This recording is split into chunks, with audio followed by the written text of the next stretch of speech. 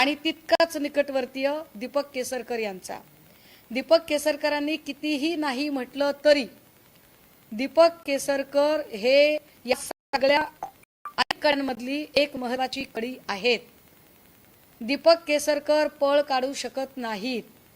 दीपक केसरकरांचं हे म्हणणं की जोपर्यंत वाईट गोष्ट कळली नाही तोपर्यंत बोलणं काय गैर आहे, तर नाही, वाईट गोष्ट कळली नाही म्हणजे वाईट गोष्ट पब्लिकली कळली नाही, पण तुम्हाला माहीत नव्हतीच असं आम्ही कशावरून समजावं? शक्यता नाकारता येत नाही, कारण दीपक लोंढे हा सगळे आर्थिक व्यवहार सांभाळायचा।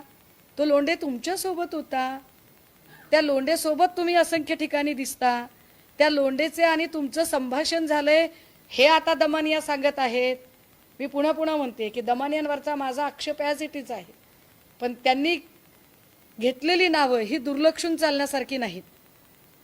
त्यामुळे दीपक लोंढे आणि दीपक केसरकर यांच्यामध्ये नेमकं काय संभाषण होत होतं, हे जे दीपक आहेत या दोन दीपकांनी कोणता असा दीपक लावलेला आहे हे जरा एकदा पुढं आलं पाहिजे, हे कळलं पाहिजे महाराष्ट्राला।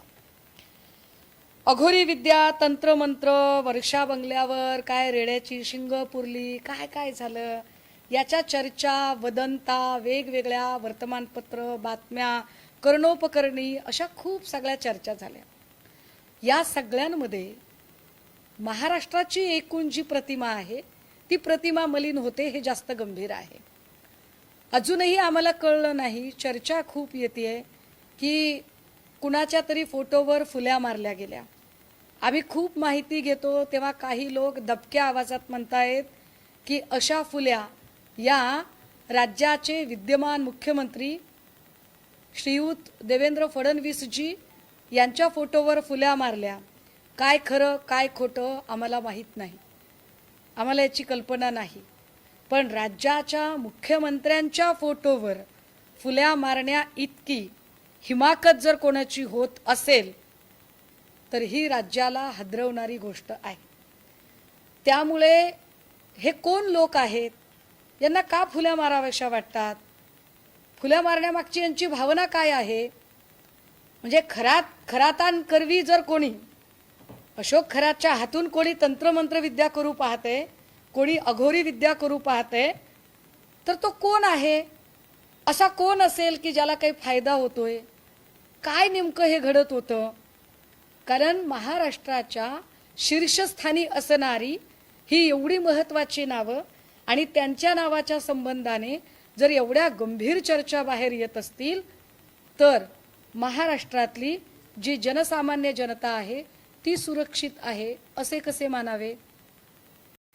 त्यामुळे SIT जर तपासाला वेग घेत नसेल तर या प्रकरणामध्ये अगदी CIDचा समावेश व्हावा असं आमचं म्हणणं आहे। कारण SIT अजूनही चाकणकरांना अजूनही चौकशीला बोलावत नाही। चाकणकरांना समन्स आलं असं साधारणतः 8 दिवसांपूर्वी कळलं, त्याच्या पुढचे 3 दिवस चाकणकरांनी सोयीस्कर मौन बाळगलं। 3 दिवसानंतर चाकणकरांना अचानक कंठ फुटला आणि त्या म्हणाल्या की असं समन्स मला आलंच नव्हतं। याचा अर्थ आम्ही काय काढायचा? चाकणकर SITला बोटावर नाचवतायत का? चाकणकर सांगू पाहतायत का की माझा पाठीराखा इतका मोठा आहे की SIT आणि या सगळ्या यंत्रणा याचा मला फरकच पडत नाही? की याचा दुसरा अर्थ काढायचा की लोक दबक्या आवाजात म्हणतात की बाबा SIT प्रमुखांची आणि चाकणकरांची चांगले गुड रिलेशन आहेत? आम्ही नेमकं काय म्हणायचं याला? कारण तपास पुढे जात नाहीये। तपास पुढे का जात नाही?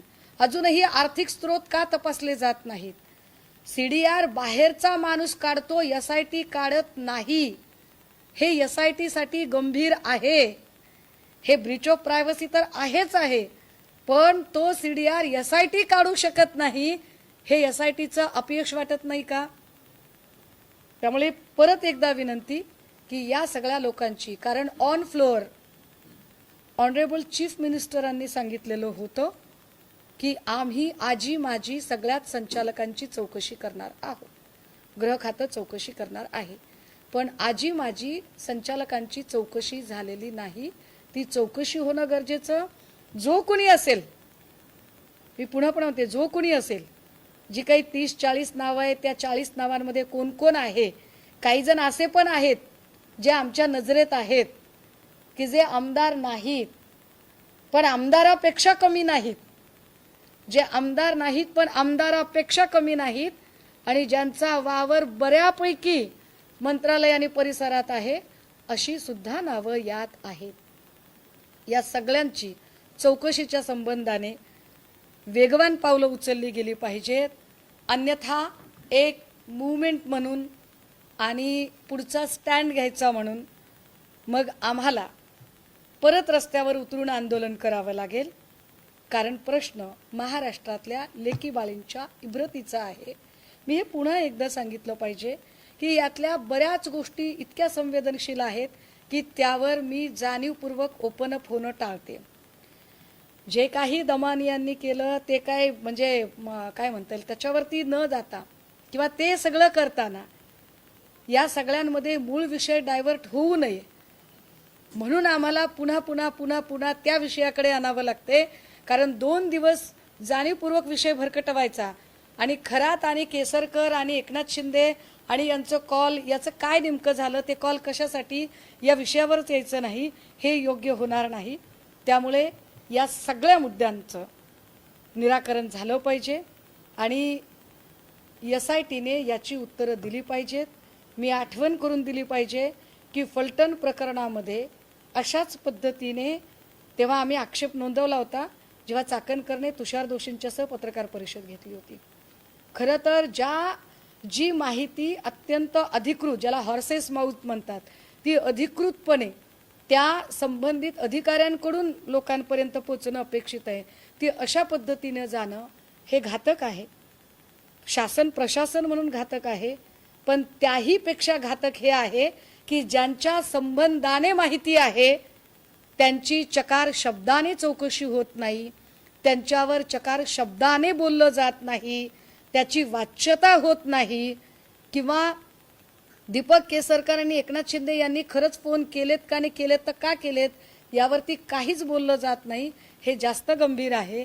त्यामुळे SITला विनंती असेल की आपण SIT म्हणून काम करत आहात, विशेष तपास पथक म्हणून काम करत आहात, तर आपल्या निदर्शनास आलेली व्यक्ती, whether is minister, chief minister, cabinet minister, MLA, MP, businessman, industrialist, billionaire, millionaire, whatever, पण त्यांची चौकशी तुमच्याकडून अत्यंत पारदर्शकपणे आणि निरपेक्षपणे होणं अपेक्षित आहे.